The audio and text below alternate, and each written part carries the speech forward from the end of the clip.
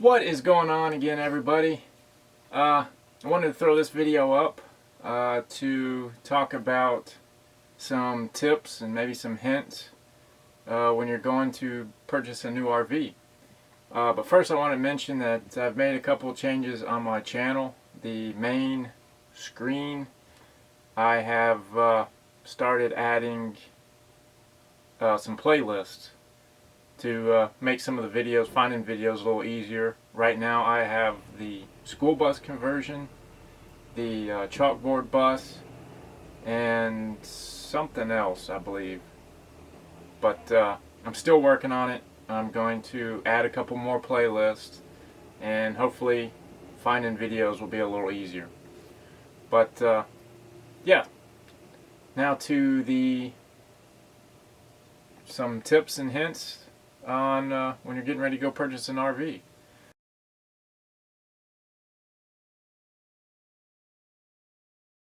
First thing you want to do is figure out what you're wanting to use the RV for.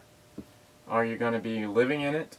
Are you going to be using it for weekend trips? Or are you going to be using it for tailgating? Or what? But the first thing is you want to figure out what the main goal and what you want to use it for. Another thing you want to consider is how many people are going to be using it. Are you a couple? Is it going to be a family? Are you going to be using it with friends?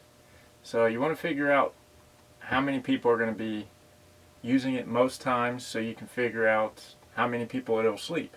Next thing you want to do is do your research and figure out, like I said before, what do you plan on using it for and where do you plan on going.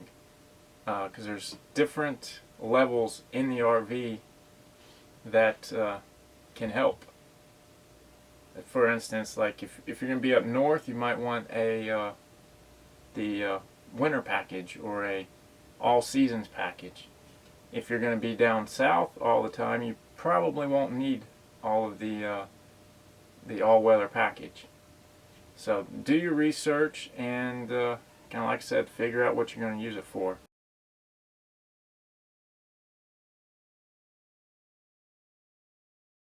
Next, you want to figure out what kind or what type of RV you want. There's many types of RVs, and there's pretty much an RV for anybody and any one of your needs.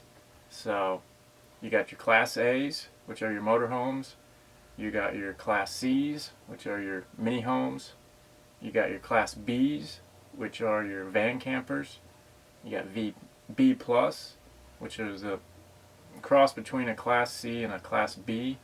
You got your bus conversions, travel trailers, fifth wheels, pop-ups, so there's toy haulers, so there's pretty much an RV for whatever you want.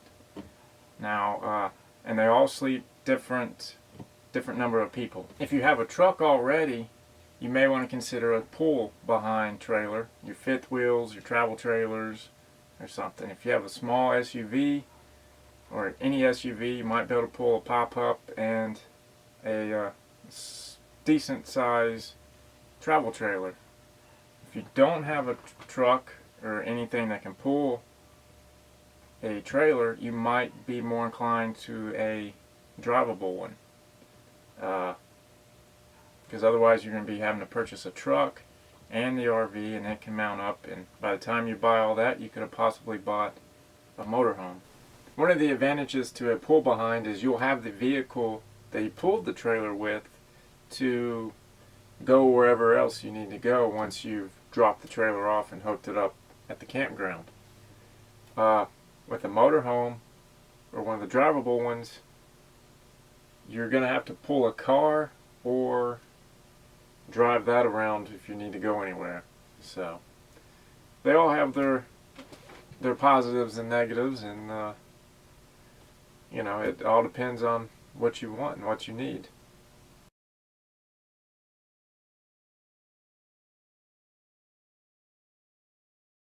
Each type of RV has a variety of floor plans, so I suggest going to an RV lot, dealership, go to your RV shows, and spend some time walking through and sitting down in them on all the RVs, to figure out what you want.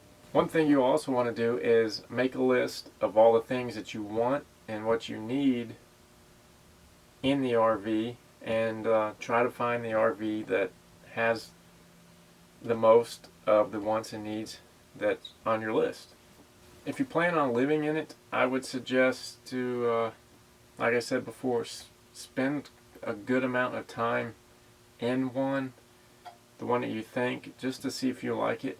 If you're planning on buying new, you may even want to consider buying a cheaper used one at first and live in it for a few months to figure out what you really want and what you really need. When I moved into this, I thought I liked it, which I still like it, but there are some things I would consider differently if I was buying a different one. So after I've lived in it for a year and a half, there are some things I would look for. So you may want to buy a cheaper used one at first to see if you even like the idea or like the concept of living in the RV. You may think it's a great idea, you may get into it, and then you may hate it. So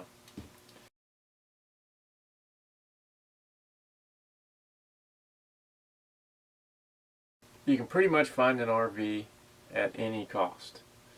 Whether it be a used one that's going to need some work, that's real cheap, or all the way up to $2.5 million bus. But there's pretty much an RV in anyone's price range. Now, one of the things that you're going to have to notice is your initial cost. Now, new ones, you're going to have a monthly payment. Used one, you're going to have a monthly payment too as well, if you finance it. On top of the monthly payment, you're also going to have your normal expenses. Stuff will break down and everything else. It's just like a house. You got air conditioners, water tanks, water systems, and sewer systems. Just pretty much everything that you'd have in a house. So that stuff does break. You also have insurance that's going to add on to the cost as well. Now, maintenance on an RV that's going to be drivable is going to be a lot more than what a trailer or tow behind will cost. A diesel is going to cost even more than that. So just some things to consider and think about. Another thing is, if you're planning to, say, live in it, you're going to have, if you buy a new or a used one that you're going to have to finance, say your payment's $350, you're also going to have a campground fee, a monthly fee on top of that. So you could end up, having $700 to $1,000 plus a month if you plan on living in it and you've bought one that you're financing. Now, another thing is RVs will depreciate pretty much just as fast, or if not faster, than cars. So if you're buying a new one, consider the fact that within a couple of years it's not going to be worth nowhere near what you paid for it. So immediately you're probably going to be upside down on it. So if you're going to buy new, you'll probably want to hold on to it for a good amount of time.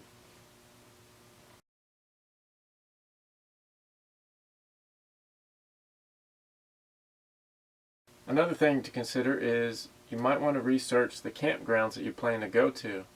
For instance, if you're planning on using it for the just locally, once or twice, a couple weekends out of the year to the campground down the road, you may want to see if there's any age restrictions on the RV. If you bought a used RV and it's over 10 years old, you may have trouble getting into some campgrounds. A lot of campgrounds do have a 10-year restriction. Some do not follow it or as critical as others, but it's a good thing. You might want to, if you've got your eye on a used RV, you may want to, and the campground is a 10-year restriction, you may want to give them a call, just kind of find out for sure.